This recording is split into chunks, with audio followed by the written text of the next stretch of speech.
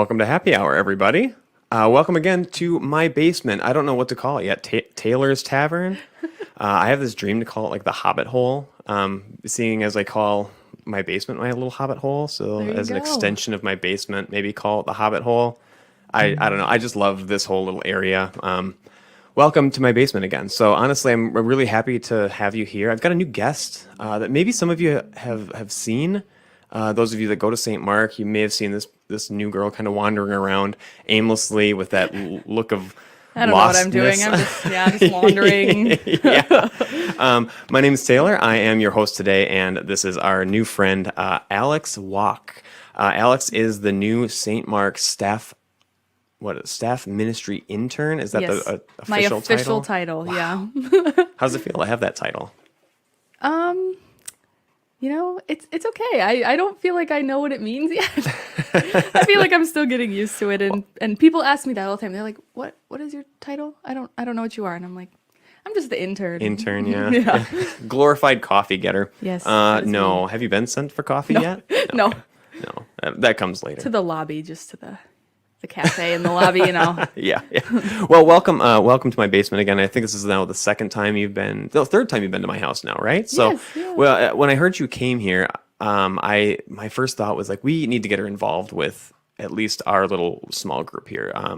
If you guys don't know, my wife and I, we host a small group Bible study of about people in their 20s and 30s, roughly around that age. So I was like, it would be nice for her to just be welcomed by people her own age as well, because you've been getting welcomed by so many people, I'm imagining, Yes, right? many people. And I thought, you know what would be nice to just get her away. Let's all go bowling. So we all went bowling, small group, and then you included. We got to meet a lot of meet a lot of cool people there too. So. Yeah, that was really cool. You guys have a really good group of friends. Oh, I thank enjoyed you. it a lot. Good. But so the reason I wanted to interview you here today too is because I'm so sick of always getting like the cliche questions, which we're going to touch base on today too. And they're good questions, but I know you've been asked them so many times. And I thought, rather than having you have to re-answer every single question over and over again, why not just do this on camera? And then you can just like give them a card that says, just go to this website, watch the video. Just watch the video. All your answers are right I'm not there. going to answer your question. Just go watch the video. Yeah, I'm busy. So no, thank you again for coming here one more time. I'm really Yeah, happy. thanks for having me. Yeah, really. And what are you drinking today, by the way? That's a great question. I am drinking a fruited sour ale. Yeah, Spittin' Seeds from Spittin' Seeds. Fifth Ward, definitely. Yeah. I love Copper State, honestly, I really do. But my wife and I stumbled upon this little place down in Oshkosh at one point, and they made some really good sour beers, and they're expensive but worth it. So if you guys had a chance to go down there, if you're not in the Oshkosh area, then by default you need to go to Copper State, who hosts Pub Theology live every first and third Thursday. So definitely give them your support. But I am drinking something called the Old Fashioned Fruit Nanny. It's a sour beer, but it's a 6% beer. So anybody watching this that knows the history of me and my sour beers, it's about twice as strong than what I usually drink. So it's not as girly. That one is good. I did try it, and it was very good. It's delicious. So, Alex, who are you? Your title at St. Mark is staff ministry intern, but what do you do? What does a staff ministry intern do at St. Mark? I'm still figuring it out. But I'm doing all sorts of things. Right now, I am heading into my 4th week. And I'm still just learning. I am just observing, so I'm going along with a lot of people. Okay. So I'm just kind of plugging into whatever Brandon's doing. I'm plugging into Mike's activities. I'm plugging into Sarah's stuff. So I'm just trying to take it all in and get an idea of what this church does and what it looks like. And then I'm going to start narrowing it down and see what I want my focus to be and where I really want to dig into the ministry. But on a more project basis, I've got a couple things. So I am finishing up interviews, so I got to interview the entire staff, which was really great because St. Mark has a big staff. So I get to do that, which is super cool to make those personal connections. And then I'm working on a devotional series for Holy Week. Okay. So that'll be something available for the congregation pretty soon. And then I also have a personal project, so I haven't quite figured out what that's going to be yet, but something that I can just take charge of and work with people and navigate through just all on my own. Awesome. Well, okay. So then you mentioned that you have been like touching base, I guess, and with all of the or interviewing all these different people, I guess, staff members at St. Mark. Now, do you have to like report to one of them? Is one of them like considered your boss or?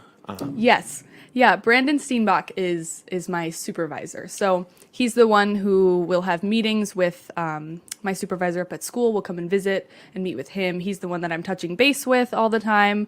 He's the one that I can run things by, or he'll come up with ideas for me.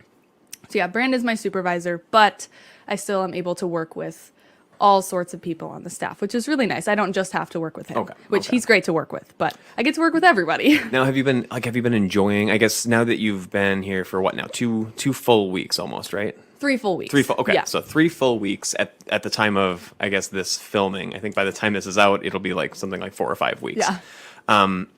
What have you been finding that you seem to like kind of gravitate towards as you have been shadowing a few people? Yeah.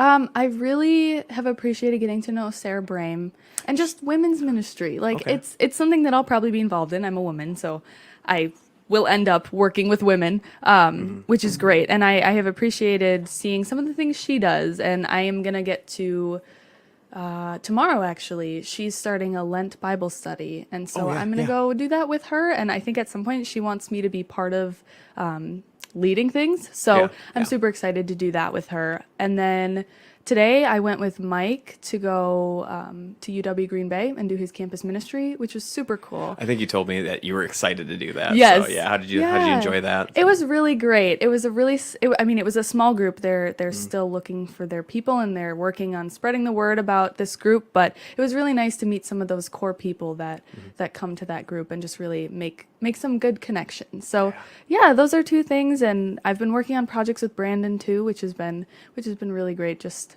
some more detailed work and So enough about work, right? No, I'm joking. But where are you from? I'm from Watertown, Wisconsin, right now, just south of here. I have lived in a lot of places. So when I was really little, I actually did live in Green Bay. I went to preschool, kindergarten in the area, and then my family moved to Milwaukee. So for my entire grade school experience, I was in Milwaukee, and then we moved to Ohio for a couple years. So we were in the Cincinnati area for about 3 years, and then moved up to Watertown, and we've been there ever since. So Watertown is probably the most home for me. Okay. Yeah. Now I remember, because these are not all just off the top of your noggin here when we ask you these questions. One of the answers I saw that you threw in there was fur babies.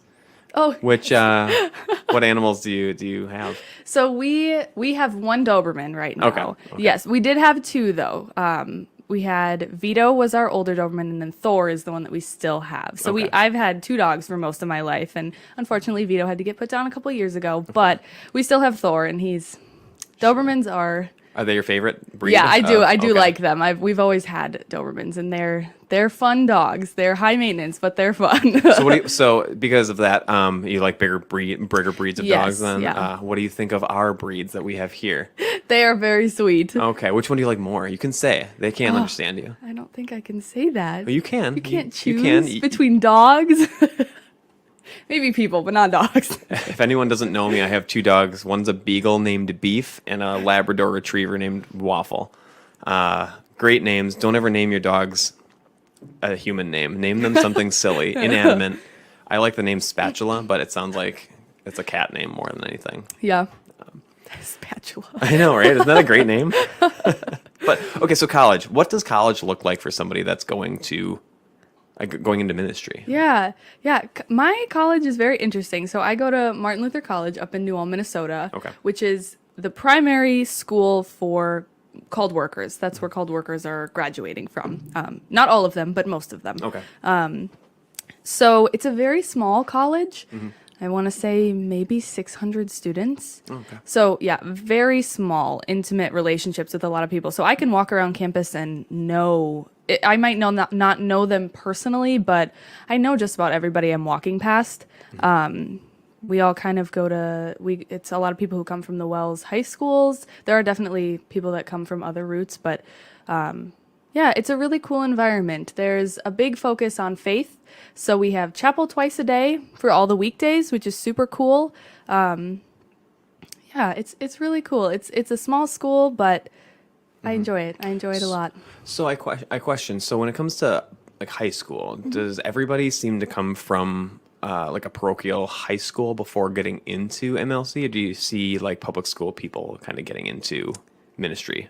Yeah, there are public school kids that come up to MLC or to MLC from wherever Yeah. they're coming. There are definitely a lot of kids from Lutheran schools that are coming. So like my high school, I went to Luther Prep in Watertown, and a lot of students from Luther Prep come to MLC because Prep is meant to push people towards ministry.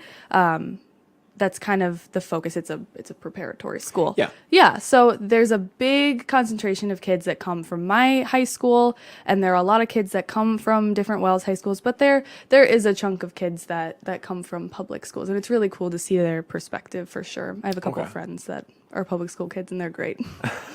So, and I do want to ask you that a little bit too, because what does it look like now? So I imagine going into, like, I went to a public high school, right?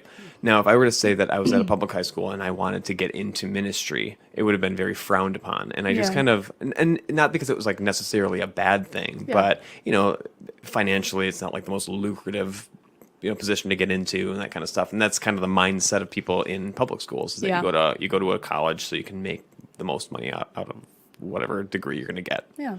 So I was recently just talking to another friend of mine that is a teacher over at St. Paul, and she had this interesting point of view that she said when she was in a private high school, it almost seemed frowned upon to not go into ministry. And I was wondering if you had similar experiences like that. Yeah, I definitely have seen that from my high school. My junior year, I was very against going to MLC. I don't know what, that year was just a lot. So I really didn't want to go to MLC, and it was a bit of a challenge because a lot of the professors and the teachers at my high school pushed that, and some of them do it in a very tasteful way. They encourage it and they want you to seek out other options, but they really want you to consider ministry. But there are some people that have had a negative experience from my high school, that they felt like there were teachers that didn't care if they were pursuing a different route. They really wanted to push people towards ministry, and it wasn't always done in the best way. Okay.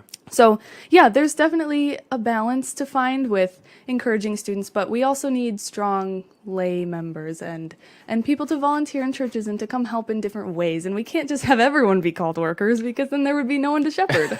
So Very true. I appreciate my high school and that it got me to where I am now, but I also appreciate encouraging people to seek out other routes if they don't feel that ministry is for them. Sure. Public ministry. No, that's good. So then, can I ask you quick about, now that we're back onto the subject of like college, right?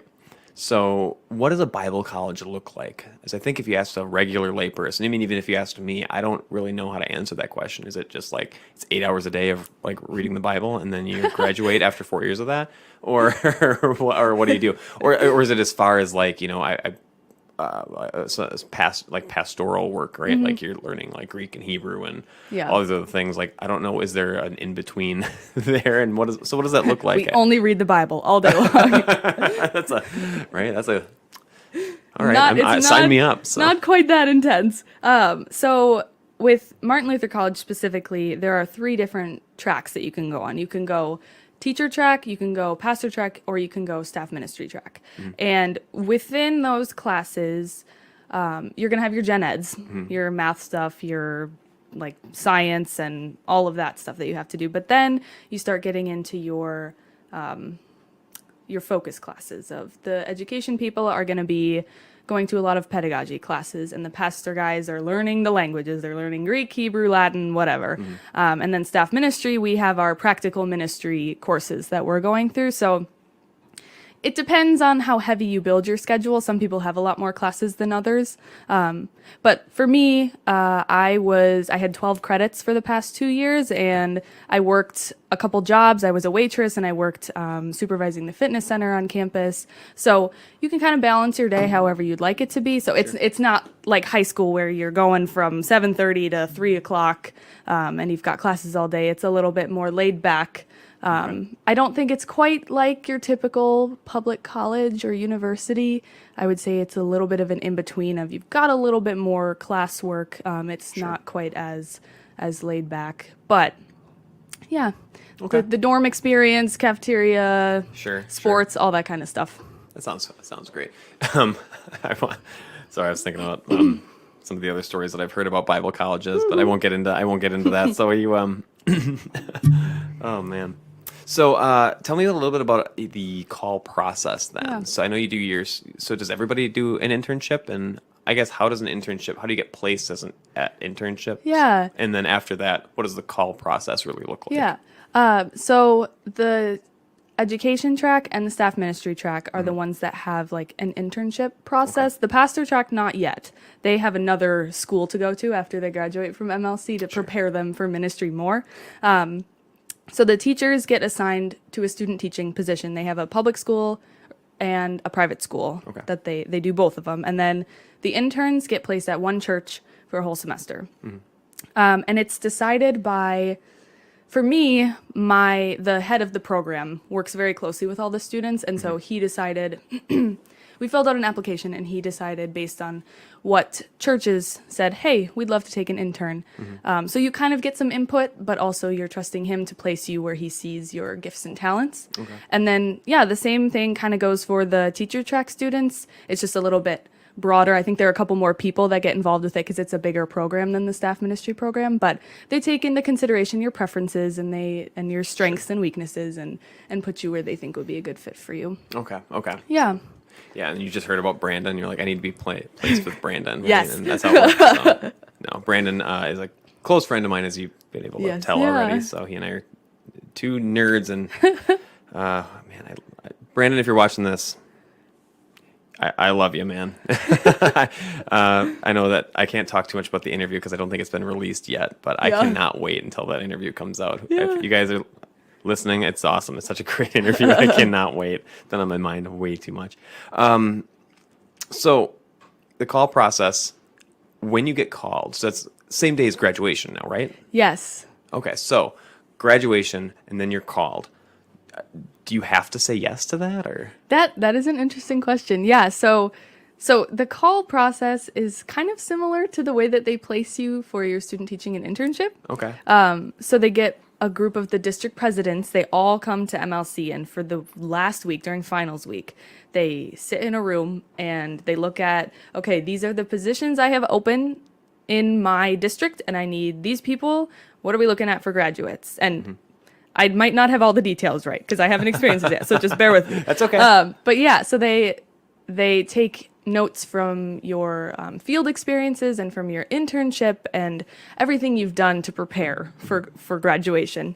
And then, graduation and call day happen all in one day. It's crazy. Oh, wow. So Right. I believe the graduation service is at 10 a.m. on the Saturday. I think it's the third Saturday in May. And then the call service is at like 2 or 2:30. So you have graduation and then you have a little lunch break and spend time with family and then you come back for the call service. And It's a lot of clapping. it's a lot. Yeah, it's a lot of sitting and waiting and clapping. Yeah. So it's an interesting process. There are different categories when you are filling out your application for the call process to go to the board that decides where you go. And I don't quite know what all the categories are, but there's some saying like, I will go anywhere in the country. Send me as far away as you want. And then it kind of narrows down from there. So you're saying like, I would like to stay within this area or this area. And then there are some people that are like, hey, I'm getting married, so I have to be in this specific region. But you can defer, but that has to be done before call day. Okay. So when you get your call on call day, the idea is like, this isn't something that you can say, I don't really want to go there. I want something else. It's like, okay, So, like, you kind of put your hand in there and so like, Right. this is kind of where I want to be. So yeah. And if you don't want to get a call, then Yeah. you have to tell them way in advance. You can't, unless there's an emergency, Yeah. of course. But on call day, it's kind of like, okay, here's your call. You're accepting this. You're taking it. Okay. And then right after the call service, they make an announcement. It's kind of crazy. And they're like, okay, family, friends, everybody, we need you to stay seated and let the graduates go because they're going to go meet with their district presidents right now. And they're going to get a packet of like, here's your call information. It's crazy. It's a big day. There's a lot that happens. It's a lot that's happening. So are you nervous at all, or? I would say I'm nervous. It's really comforting to know that I'm going to be given a job right out of college. That's the beautiful thing about this college. But I'm also trusting a group of people that don't personally know me. They'll know me on paper, but they don't know me, to decide where I'm going, which is crazy. But I'm putting it in God's hands because He's going to guide them, and He'll put me in the right place. Well, see, and I think that's the right way to go through this, even when you are nervous. I think putting that in God's hands and saying that, like, this is your church. You know where you want me. Right. And from the human perspective, I certainly can see us thinking like we're trusting our future career now to these people that don't really know who I am, but in reality, you're trusting God to put you where you need to be. Yeah. And I'm glad you're doing that. So Thank you. And my goal at the end of this internship for you is I want to be losing a friend. So I can't wait to lose my friend. I can't wait to lose a friend. I know it's the weirdest way to think about it, but that was a goal of mine too. When we met, especially, I was like, I want to be friends with her, and I want to be able to say that I'm losing somebody, unless you get called to St. Mark. You never know. Hey, Green Bay's a big place. I've got a lot of pull with the district president. I don't even know who he is. I don't know if I do either. So I know this is kind of a strange question, kind of backtracking just a little bit. But so what is the purpose of an internship? Yeah. Is it the same as an internship as far as like, when I say, like, my wife had an internship when she was in college at Auto Owners Insurance, where she works now. And that was just to kind of get the experience of that position. And then they ended up hiring her on. Does it work the same way? Yeah. Or what? Yeah. Yeah, it kind of does work the same way. The only thing that's different is I won't be called to this church after. But yeah, the idea is we want to the church wants to get me plugged into everything that they can so that I can kind of discover where my sweet spots are in ministry and what I really enjoy and what I'm going to want to do in my call. Okay. Yeah, because this information will all go to my supervisor up at school, and he knows me very well, but he'll get to see where I thrive in ministry through this. And so Brandon will be able to help me figure that out. And all the people are just trying to help me figure out where is my place? What is my my niche or niche, however people say that. Like, what is that for me? Because staff ministry is very specific to the person and what your like interests are and where you thrive. So this is going to be a difficult question now, because I've heard you already say that, like, women's ministry, it seems like an area where you might thrive. And I know you mentioned like the campus ministry, that's an area where you might thrive then too. Where do you feel like you're going to kind of be lacking in your skill set when it comes to ministry? That is a good question. I definitely struggle with outreach and like those two things. Outreach and evangelism are, I don't know, it's scary for me. So I'm more of an introvert, especially when it comes to like new environments, and I tend to be a little quieter, and I like smaller groups rather than bigger groups. So yeah, what typical evangelism looks like, and it's going to vary from church to church, but like that's so scary to me. Like I sometimes, and I know that I am gifted, and God has blessed me with intelligence and all of that good stuff. But I definitely feel like having on the spot conversations is something I'm not always the best at, especially when it comes to like biblical truths. Like I can sit down with my Bible and talk about things, but if I'm just talking to a random person outside, like, oh shoot, I don't know if I actually know what this is. So yeah, I think that'll be something that I struggle with, and I do prefer the small group as opposed to the big group situation. Maybe I should introduce you to our producer, Lauren, over there. That she is an evangelical powerhouse, we'll say. Yes, no, she's getting bashful. It's a good thing we don't have a camera on her. So she is extremely gifted at just like striking up that conversation about Christ. It's fantastic to see. So thank you, Lauren.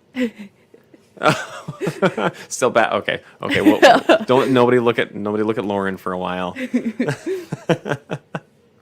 So, since we're on the topic of tough questions, I need to ask you this: How do you decide that you are going to get into ministry as a vocation?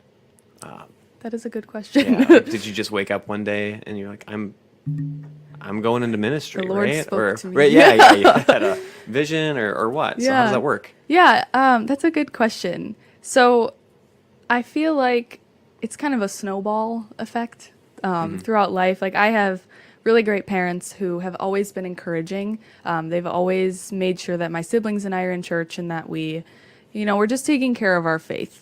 So I think that's a huge part of it. A lot of people who go into ministry are from called worker families, and my grandparents were called workers, but my parents aren't. But I think seeing some really strong lay people who are just doing life but also living their faith has encouraged me a lot. I got to visit my college a couple times before I decided to go there, so I think that was really encouraging too. Okay. Just seeing the place and seeing how cool of an environment it was. My high school too encouraged me. I know it can be a little iffy on people's opinions on how they promote ministry, but I really appreciated the opportunities that I got. We have this day that we call Evangelism Day, where a bunch of presenters come in, and it's one day, and we take off of school, and we get to go to all these presentations. And that day, my senior year, in it must have been in maybe September or October, there was a staff minister that came and presented, and I loved the idea. I was like, I don't really know if I want to be a teacher, but I think I want to be a part of ministry, and seeing that I could still be a part of ministry and not be a teacher and have my ministry be something else, and just being able to work with people was definitely really, really encouraging for me. Okay, that sounds okay. That's good. I'm glad that you do that, because I don't know what that looks like really. Yeah. I mean, I came from a family of non-called workers myself, and I would have never imagined myself being in the position that I'm in now. Which I mean, it's just a lay leader position, but I mean, without having that support around you that kind of drove you into it, or looking at the past, I guess your past, and seeing how God had set things up, almost like a domino effect, and then seeing where you are now, that kind of helps you decide where you're going to go then from the future. I think a good example of that was, Pastor Ben was recently asking me about what is your mission with you and your wife? So what does that look like now that you have a home? What do you want your mission to be? And it looking back on things, we're kind of seeing that this household in general, just the being at this place here, the way that Hannah and I have set our lives up, it almost seems as though it's a place for peace and for healing for some of our friends. I won't get into any details, but it seems like that's kind of how things are turning or going, and that seems to be our mission now. And it's hard to then see that and then have somebody come to your doorstep and be like, I need help. And say, well, I can't, because it's not really the right time for me. Looking back now, you see this seems to be the mission that God has put us on, and we have to do that. And that's how I feel like my wife and I are called into our own ministry here for God. Oh yeah, So, and everyone has a beautiful personal ministry. Yeah, right? Called, I appreciate the public ministry and called workers, but it's so cool to see just everybody taking ownership of their own personal ministry field. Right, I know. So to you then, what does it mean to be called into ministry? Yeah. And I mean, and I quote unquote called. What does that mean to you? What does it mean? I don't know. Yeah, that's very interesting. There's a bit of a history behind the type of call. So in the Bible, there were immediate calls from God, and that was when he was like, hey, Jonah, I need you to do this for me. And I mean, Jonah didn't want to do that, but God spoke to people directly in biblical times, and he doesn't do that anymore, but we call it immediate call. He uses other people to call his workers. So he uses the call committee and my professors and all of that. And he uses congregations to call people. So a call is basically an invitation. That's the simplest way to put it. It's a congregation saying, hey, we think you fit our ministry and we want you to come serve here. So they're just inviting you to consider serving at their congregation. And it's whenever a call is issued, it's from the congregation has decided this is the best person for us, and we're going to see if we can get them to come here. Yeah. So again, I guess maybe that should be a nice plug for St. Mark itself. So when you have these voter meetings, guys, this is kind of what we're talking about. Yeah. Is that your voice really does matter in that sense, because you can come to the church as a congregant and say that I feel like this is what we need. I might be the only person that thinks that, or I might be part of a larger group that all believes the same thing. But you have that voice to say that I feel like we need this addressed, and that person, Alex, might be the person that could address that. Yeah. So make sure you go to those. I say as I've never been to one. Right. I know. I'm sorry. I shouldn't. All right. I'm just calling myself out, and I'm gonna try. There to you get go. to the You'll next just go to the then, next right? one. Now There I you have to- go. I'm convicted to do that. So then, when it comes to, I guess, being a called worker, how do you discern whether or not you're being called into ministry versus you deciding, like, on your own to go into ministry? Or because it almost seems like a free will kind of, I guess, dilemma. We'll say, is it God calling me, or is it me deciding to get into it? Yeah, I honestly think it's a mixture of both of them. Such a Lutheran answer. Right. It's both and. Yeah, but like you were saying before, like there are ways that I can look back and see that my life was driven in a certain direction. I had a certain experience, or I met a certain person, and that encouraged me to go into ministry. And I think a really important thing is feedback from others.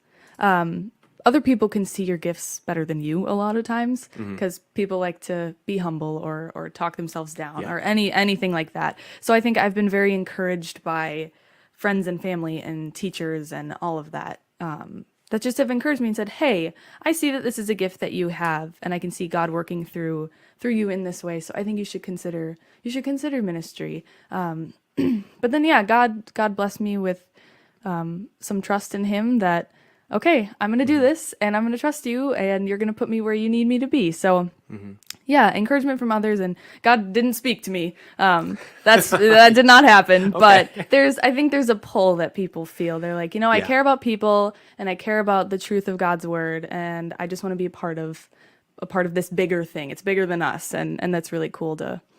So it's a decision for me, but it's also just pulling things together from my life and seeing, this directed me in this way. Yeah, and I'm glad that you said that too, and you brought up the community around you too. So I think that's one thing that seems to be kind of lacking, that especially in like Western culture and a very individualistic culture, is that I decide for myself. Don't tell me what to do.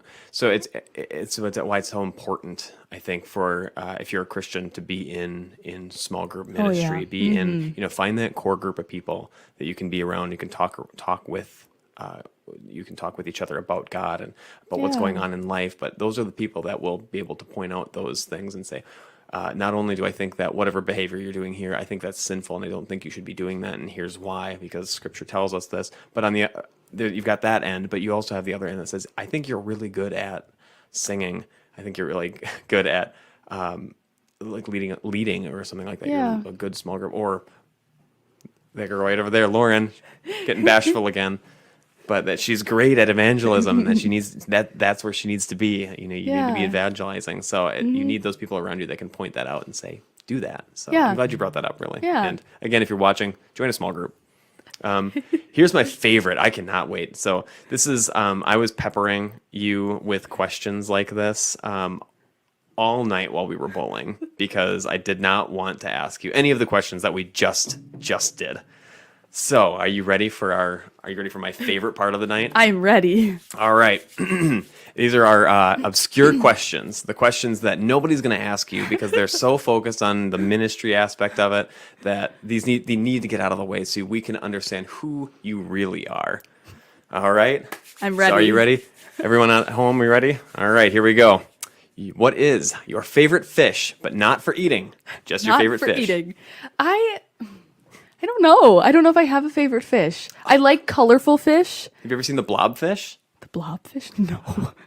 Okay, well, all right. Our producer here, Lauren, is going to be pulling up a picture of that blobfish, and I hope you look at it. I'm excited. It is frightening. Make sure it's the one that's out of water, because it's a fish that lives towards the very bottom of the sea. Oh, those scare me. I know, but because of the pressurization, Oh no! when they pull it out, it just turns into this giant I don't know, like blob of That is clay a- almost. that's That's something else, isn't it? So Oof. thank you, Lauren, for pulling that up. Yeah. No, so my mom is a big fish person. We have multiple tanks in our house. She likes aquariums and fish. So we've had all kinds of fish. We had a betta fish and we named him Cam. And it was an acronym for come at me because he was so aggressive. They're so aggressive. They really mean. are. They're so mean. So we loved Cam, but he Didn't love other he would fish. throw the snails. He would like pick them off of the wall and throw them. I like this Cam more and more. He was aggressive. All right, we got that one. Pop-Tart. Favorite Pop-Tart flavor? I would have to say either mixed berry or like strawberry or just one of the berries. One of them. I like okay. fruit, so yeah. Well, what did I just happen to find here under the bar? Wow. That, if anyone, if you want to show that to the camera, that is wild berry, by far the superior flavor of Pop-Tart. Wow. This is not a plug for Pop-Tarts. This is just a fact that that is the This best is an flavor. ad for Pop-Tarts. All right, give me an unpopular opinion. Unpopular opinion. I think jeans are comfortable. A lot of my friends don't agree with me. I think I can understand that for girls. As a guy, I love jeans personally. Yeah. Lauren, what do you think about jeans? I'm a fan. Okay. Okay, so maybe this isn't as Okay. all No, my don't worry. My friends, wife, like, Hannah's in the room. She thought you're crazy. So I just like jeans. I would rather wear jeans than like leggings or sweatpants. I don't know. Like if I need to just be cozy, I'll throw some sweatpants on. But like I like wearing jeans, and I know a lot of people just Yeah. are like, I want to get leggings or sweatpants on instead. But you're I like wearing I'm down jeans. for jeans. All right. Cool. We got that in common at least. Worst movie you ever saw in theaters? So the one that's coming to mind is it's not the movie itself that was so bad. It was like the experience. I went to see Detective Pokemon when it came out. And Oh, Detective. Oh, yeah, Detective Pikachu. oh, right? sorry. Okay. No, I Detective know what you're talking Pikachu. about. I just yeah, that one. I went to see that one. And it wasn't like the movie was okay. I'm not super into Pokemon. But the person I went with, like we went with the intention to go see a different movie, and they begged me the entire way to go see this movie, and I did not want to go see this movie, but I ended up caving and we went to see this. I can't even remember what the other one was. It was probably like Mamma Mia or something. I don't know. Like the second Mamma Mia, or I didn't want to go see it, but Okay. I let them win and we went to see it and it was fine, but I've never watched it, and I don't know. I don't really have a desire to watch it. That's I grew up okay. loving Pokemon too. Yeah. I mean, after my parents, I was obsessed. Yeah. Just lost interest at some point. It was when okay. the movie came out. I mean, if I were much younger when I was crazy about Pokemon, Yeah. I think I would have like died to see the movie. Yeah. But nowadays, nah. I feel like I was just confused the whole time because I haven't Yeah, that watched would make Pokemon. sense. Yeah. All right, this will start some fights, so you got to be careful. Who's your favorite Jonas brother? I've got to go with Nick Jonas. Nick Jonas. Hey, Yeah. sharing more and more in common with my wife. Oh, I thought you were gonna say you. No. Who's your favorite Jonas? I was actually not a Disney kid growing up, and by the time the Jonas Brothers were big, I was at the age where I was not like it was not my style of music, and I was very into like it was that style of music, like the pop punk, but I was Yeah. more in like the scene area. So to me, like the Jonas Brothers at the time would have been considered sellouts, and that is that's like the propaganda of my style of music. Yeah. You don't want to get into that. That's just so I always kind of grew up like despising them. Now I'm an adult and like whatever, I don't care. They're fine. So yeah, I don't know. Do I want to say Joe? I don't know. I'll say Joe. I will say that. I'll say Joe, Okay. and I have no reason why. It's the only other one I can remember. Yeah. That's not Nick. All right. Another one. This will fight people. You'll start fights. Favorite high school musical? 1, 2, or 3? I feel like I have to go with the OG, Oh, the yeah, first absolutely. one. It's so good. Yeah, you got to get your head in the game, right? Yeah. All right, Lauren. Same question. 1, 2, or 3 for High School Musical. I never even watched them until I was in like high school, which is saying something. And they were out when I was really young. My Okay. parents wouldn't even let me. Oh wow. Well, don't let that get you down though. So Lauren just said that she's actually never watched them until she was in high school, and I never actually watched them until like months ago. Yeah, I sat down and Hannah of course has watched all of them. and she loves them. So I wanted to watch them with her. And Were you like actively against them? Oh, absolutely. Well, yeah, absolutely. I was not a Disney kid. What did she do to get you to watch them? Oh, Did she convince you, or did you just willingly? No, as an adult, I was absolutely willing to do that. I was Okay. like, I just want to share in this moment with you. This is something you're into, and it was fun to watch her kind of like fangirl over some of these songs. That she'd be upset if I got up and like had to go to the bathroom. She'd be mad that I left. So it's like, you're missing the song. I'm curious. So he'll watch this, but my boyfriend Noah Okay. is avidly against watching High School Musical. He never has, and I will get him to. So I figured I would ask if you had any advice for getting him to watch High School Musical. My advice. Duct tape. That's good. Oh, that's yeah, good. A good idea. Yeah. Duct tape fixes will work. everything. It will. Yeah, I would say that whether or not you like it or not, the fact that like your girlfriend or your wife or fiance likes it should hopefully bring you more joy than anything else. There you go. That's I wanted to watch him just because I was curious, but I knew Hannah really liked it, and to watch her enjoy it made me enjoy it just as much. So Okay. that was it. Because they're objectively not good. Like What do you objectively mean? movies, they're not. They're Oh my- amazing. no, they are not that good of movies, but they are certainly cultural classics. Like absolutely, you have to admit that, and you just have to get like Twilight. The first Twilight movie is awful, but like there's cultural relevance to it that you just is have to true. like watch it and enjoy it. I've never watched any of the Twilight movies. You're not missing much, but I would definitely that might start some. You're fights. gonna start fights now. All right. First song you ever had a slow dance to? I feel bad, but I don't remember. Do you know who it was with? Oh, I do. Yes. Okay, you don't have to name names, but that's, Yeah. just by So the it was. tone of It was voice. probably like something High School Musical or like Bruno Mars or I don't know. But yeah, I went with a boy who he asked me to homecoming, and then we started dating. And poor guy, I broke up with him a day short of a month of our 1 month That's pretty anniversary. far. That's pretty far along. He was very sad. So Average, I feel bad. average relationship at that age is 2 weeks. So that's pretty. There you go. We're did a good above job. average. I would But yeah, say. probably like High School Musical or Just the Way You Are, or something like that. Those are like the only ones coming to mind. Love It's it. got to I be love something it. like that. Just the way you are. I love that. Okay. First celebrity crush. Any of the One Direction members. Just any of them? Any Not- of them. okay, All of gotcha. them. Can we go back to the last question? Yes, Lauren. We can go back to the last question. What was yours? The 9-minute Hey Jude. Oh, 9 no. minute Hey Jude. It's a sick joke that my high school. Oh no, that's terrible. That's rough. Do they do that every That year? is rough. I think so. At least all the years I was there. Okay, this is not a Oh, slow song, but I'm no. pretty sure my first slow song was "Move Along" by the All American Rejects. It's not a slow song either, but I think that was like the interesting choice. yeah. Well, I mean, we're not gonna slow dance to "It Ends Tonight," so that's just a bad choice. Last book you read?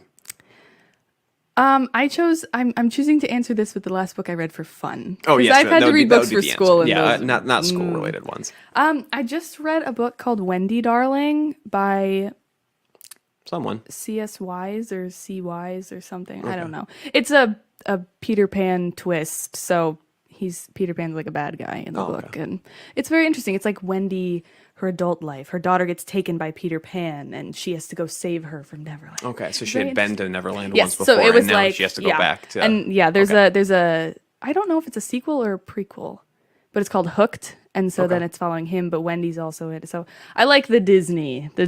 type stuff. Well, you know what? That can lead us to the next question. What is your favorite Disney movie? Beauty and the Beast. Okay, Mm-hmm. all right. That's a pretty decent one, I'd say. Thank you. I'm trying to think of one of my favorite Disney movies. Yeah. But I don't think I really have a true Disney movie because there's so many nowadays. Oddly enough, don't fight me about this, but boy. like Tron Legacy. I don't know why I loved Tron Legacy That so was a good much. It was kind of a good movie. movie, right? Uh-huh. And almost like weirdly. Is that Disney? Yes, it is. I Believe did it or not know that that was It is a Disney. Disney. Yeah, it is a Disney movie. So I really liked that one for some Yeah. reason, and I've rewatched it, and I'm like, okay, the choreography is not very good. like the writing was not that great, Yeah. but visually speaking, Yes. And they had all the music was Daft Punk, which is also Yeah. kind of neat. So I think there's a Journey song in Tron there? Legacy at the oh okay. yeah, at the very So beginning, yeah. that movie, I love like 80s music. Okay. And that movie is the reason that I love Journey. Oh really? Because I remember hearing, I can't Yeah, it's remember the name of the song that's in it. Yeah, it's the someday love will find you. Yeah, so Break those chains that bind you, whatever That that song- movie Yeah. made me love Journey. I just have this vivid because he's walking through the arcade Yeah, and he's it's going through playing. his arcade. His dad's old Yep. arcade flips the switch on Yeah. and music comes on. That was a good movie. Very very cool. Very cool. All right, what is your worst restaurant experience? Can I say my job? Sure. Yes, you can. My wife is a server, was a server. Yes. Don't get me wrong. If anybody somehow from that part of my life finds this, I enjoyed working at the New Ulm Country Club, but yeah, I had some rough nights waitressing. I don't know if I've ever had a like terrible like being a like going to a restaurant and being served and having terrible, sure. but yeah, I was a waitress for 4.5 years. Okay. I started the second week of my freshman year in college and worked through COVID and all of that good stuff. And yeah, there were some really great nights and super fun times, but there were also some terrible nights. That's hilarious. Yeah. Yeah, you'll get along with Hannah a little bit more now because she worked at Oneida, or Okay. was it Oneida or is it Green Bay? Oneida Country Club. Is where she Shared worked, yeah. experience. Yeah, absolutely. Yeah. What else? What else do I have? I had these. Oh yeah. All right. Ready? Finish the lyrics. This is real. This is me. I'm exactly where I'm supposed to be. All right. So you've seen that movie for sure. That is from the movie Camp Rock. Camp Rock. Absolutely. Camp Rock 1 or 2. Oh, the first one's good, but I feel like I like the music from the second one better. Oh yeah. The first one is terrible. It's so. I mean, it's so bad, but it's. I mean, so but good. they're iconic. They're terrible, Again, but it's they're a cultural. so Like it's a iconic. cultural classic. Yes. You know. Oh my goodness! Just that whole movie. That she's really good. Like, there's so many one-liners All the from that movie. performing in and- the first one is right? just. Oh. They're playing the piano, and it's like this like old woman's hands playing. It's just the funniest. But Yeah. all right, this will cause a fight with me if you answer Oh, it boy. incorrectly. Fairground funnel no. cake or fairground corn dog. Funnel cake. All right, well I'll meet you out at the flagpole. We're gonna fight. Oh no! I loved like State Fair funnel cake. They're so good, but like, have you so had the good. corn dogs? Uh, You like corn dogs? You're all of corn dogs? Yeah, that's not a foot. That's not exactly a foot long, but all right. a yard. Right. I would spend way too much money on a fairground corn dog. Okay. Name an animal that you had to do a report on in school. In school. Okay, when I was in 3rd grade, we had a rainforest theme. Like Okay. our classroom, like our reading corner was like a rainforest. And I think everybody, I don't know if we were assigned an animal or if we got to choose it, but I remember I did a report on the macaw. Ooh, okay. The bird. Yeah. Yes. Yeah, that was, I don't know why that has stuck with me, but Did it become like your favorite animal for a while afterwards? Oh, okay. I think I disliked it because I had to do a report on it. Oh, okay. But yeah, I remember like coloring pictures and drawing macaws. Mine was, I think, in 6th grade, and I'm pretty sure I had to do a giraffe. And it Oh, became yes. my favorite animal for a long time. Yeah. What about you? Aren't you paying attention? No. But then I got thinking about birds. What's your favorite bird then, Lauren? My favorite bird? Oh, the loon. Lauren, well, that's kind of a cool thing. loon. Lauren says a loon is her favorite. That just makes Is it me think true? of like my dad's ringtone. It's just He a had like loon? the loon sound for the longest time. Not Now, anymore, is it true but that loons cannot land on actual land? Like they're always in water they have typically? to- I don't- Yeah, Oh. that's what I thought, right? So, And they're divers. They'll yes, go on yes. Up at Kai's Lake, we've Interesting. got a returning loon all the time. They're kind of neat though. So, most underrated fast food meal. Oh boy. I don't know. I feel like I'm really basic when it comes to Totally fine. to fast food. Like I'll always do like a Culver's chicken tenders with cheese curds or something. That's totally fine. That's Yeah. actually a perfect answer. You ever had a Nacho Bell Grande at Taco Bell? I don't order them I run away ever. from Taco Bell. Taco Bell scares me a little Okay, bit. fair enough. Favorite breakfast food? I need sustenance in the morning. Okay. Some people like they'll just eat a piece of toast and it'd be good, but I need a hearty breakfast. So lately it's been like hash browns or tater tots and eggs Okay. and coffee, of course. Solid. I mean, as a solid breakfast. Yeah. Favorite Halloween costume? Oh goodness. I feel like my most iconic Halloween costume was when I was an Angry Bird.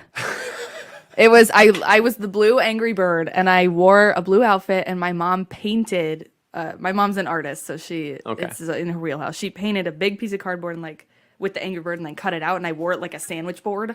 Like I had the Amazing. Angry Bird on both sides of me. Yeah. Amazing. That was probably my most iconic, but then my favorite one, this I can't remember if this was 7th or 8th grade.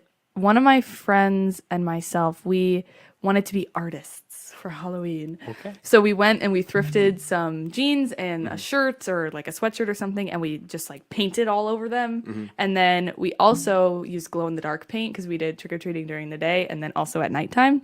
So we were like paint and then glowing at nighttime so people could still see the paint in the dark. And then we did like our hair crazy and stuck our paintbrushes in our Yeah. hair. And I yeah, can see why you'd like that then. it was the most. fun. Yeah. All right. If you had to write a book, what would it be about? Oh goodness. I feel like I would want to write a book in like the historical fiction genre. Oh, sure. I really like I don't know. I like historical fiction and Okay. probably a female character like following a female in some historical event. Okay, that'd be kind of Yeah. neat. Yeah, absolutely. Like historical, realistic fiction. Yeah, Kinda yeah, cool. yeah, I I found- can imagine how difficult it would be to write it, but Yeah, I found an author this summer that I really liked. Kate Quinn, I think is Okay. her name, Yeah, I've and never heard of her. she does a lot of historical fiction where she follows like these different women in history, and it's very interesting because it's a real story, but she takes liberties and she just writes a really good, strong lead character. So I really liked her stuff this summer. that's awesome. Thank Yeah. you. No, that's good to know. I should look her up. And then this will fight. Oh, okay, this is gonna start fights. Soda or pop? What's it called?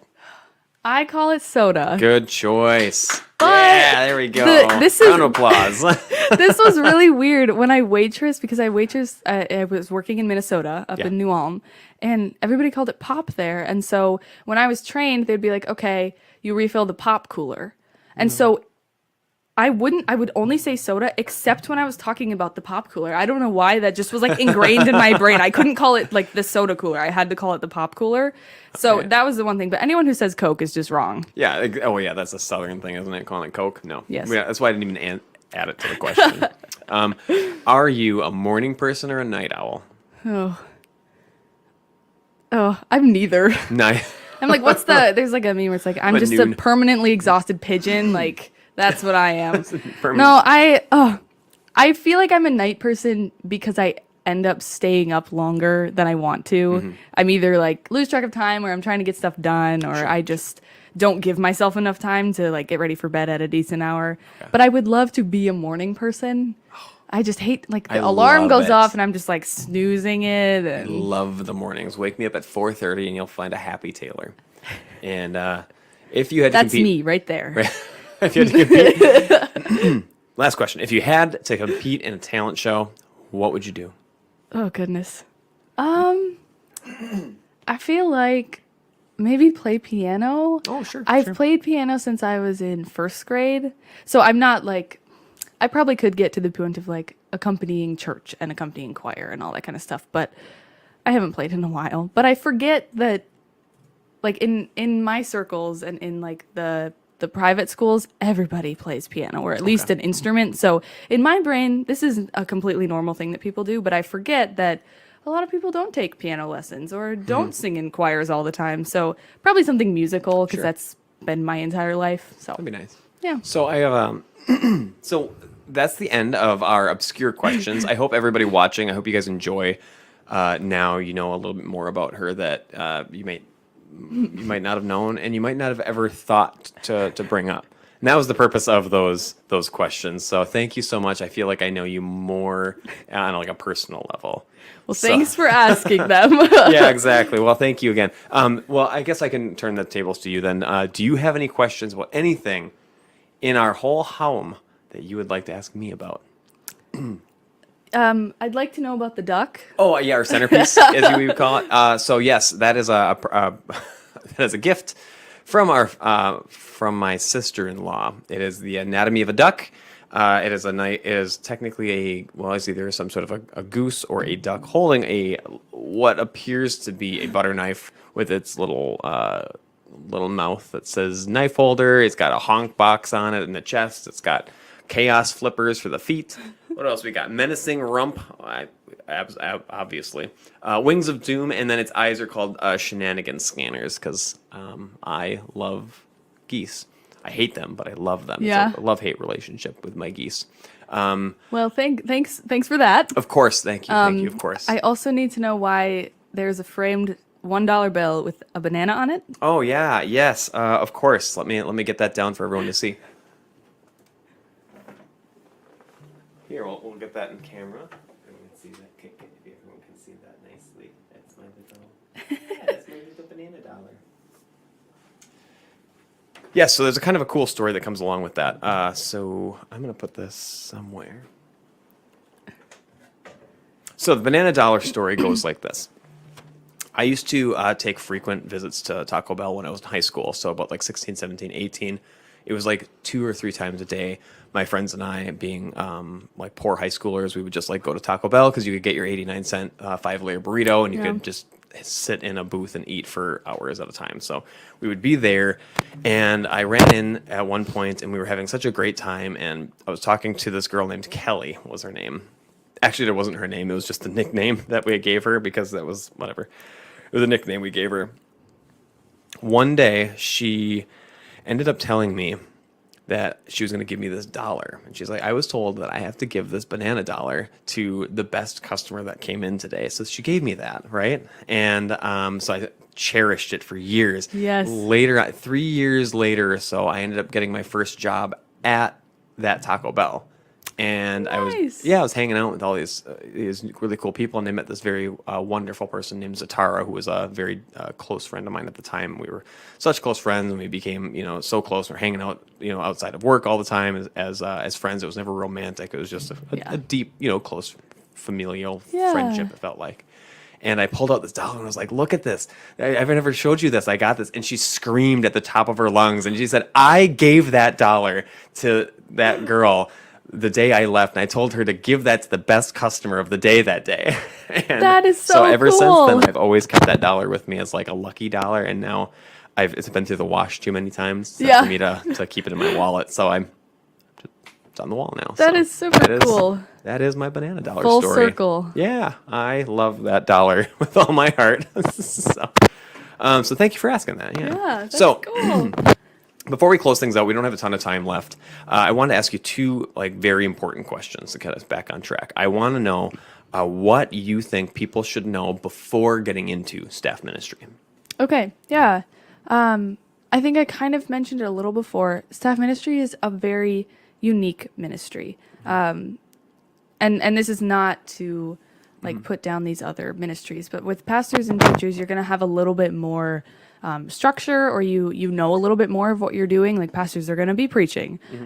They're going to be working with the congregation, obviously, in various ways. Yeah. And then teachers, you're in the front of the classroom with a set group of kids, and that's your ministry field, and you've got the parents and the families and all that. But with staff ministry, it's a little bit more fluid. There's just an incredible amount of opportunity, and just look at St. Mark, for example. Like you've got 4 staff ministers that all do very different things. A music guy, a women's ministry girl. You've got Brandon, who does like theology, and he does counseling, and he does all that good stuff. And then Mike, who's the congregational life minister. So very different, and it's all very unique, and it's a position that you can make into what you want it to be. You're filling the needs of this congregation, and you're making this your own ministry with your strengths. So yeah, that's what I'd want to say. No, I'm glad you said that, because that is, I don't know what people would ever think about. I think they get into it and they're like, I'm going to go to Bible college because I have to be a pastor, right? So like, staff ministry is another option. Yeah. And it's so useful, you know. I mean, I know there's a shortage of pastors, I think, in the Wells right now Yeah. too, but there are certain roles that would serve well if you were a staff minister, you know, and Yeah. that you don't necessarily need that pastor for, right? And I think there are some churches in the Wells that would they feel like they might need a pastor to fill, you know, like a jack of all trades kind of Yeah. person, where a staff minister, I think, can really specialize in one area that's Oh, yeah. like really needed, right? And then, so my last question for you to kind of close things out. So you got to drive this one home for me, all right? After we've had this entire interview, what would you tell somebody that is maybe interested in, you know, getting into ministry as like a full-time job?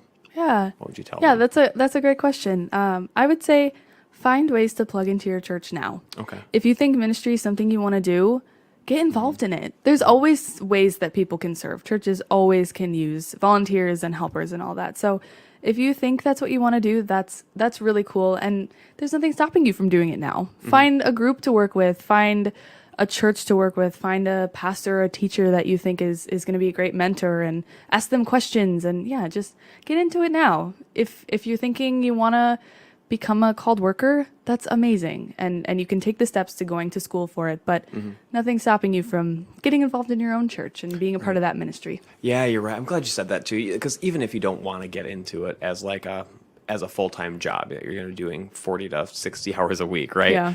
But we've just been doing this at St. Mark. I think you've seen it recently too, that we're offering days of like, come and just try things out, be involved in the church, like the small C church will say, like St. Mark Church, we need you as volunteers.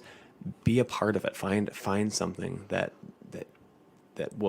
you feel called, I guess, to do. And even if you don't feel called, just test the waters, and you might end up finding that you're really good at it and you really enjoy doing it. So do it. So, gosh, Alex, thank you so much for coming onto the show today. Honestly, this has been such a Yeah. pleasure to sit and talk with you. I've loved to get to know you as a friend. Now I feel like we can hopefully create more friends through this interview here for everybody watching. So everybody watching, thank her as well. If you guys watch it, thank her for coming on. That would be great. And also, if you could just do me a huge favor, it takes 0 time. Literally, click the share button. That's all you got to do. Like, share, comment, and leave a review as well. Let us know what you guys think about this interview. Let us know what you want us to talk about later, too. I think there's always subjects that we can touch base on, so I'm looking forward to doing that. But again, thanks. And for everybody watching, continue to think deeply, all right?